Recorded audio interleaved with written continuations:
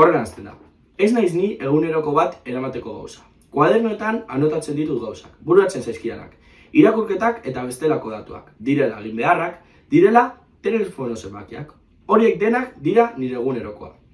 Bilbo eta Gasteizen bizi ondoren, 2005ko udazkenean bueltatu nintzen sorterrira.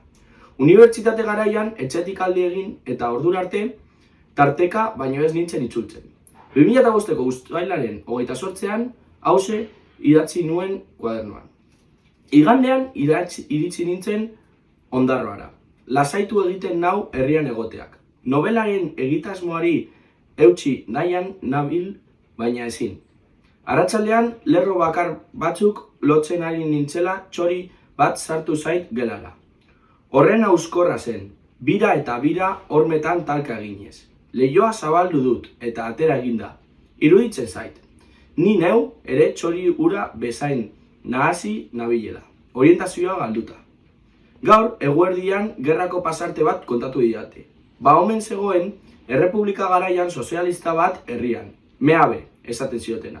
Gizona, txorien oso zalea zen, eta txori kantariak ezten zituen. Hainbat eta hainbat txori kantari zituen.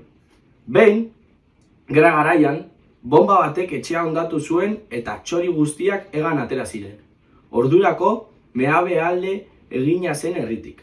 Zerbait magikoa izan omen zen, leherketa gogor baten ondoren 100 txori kantari kalean libre.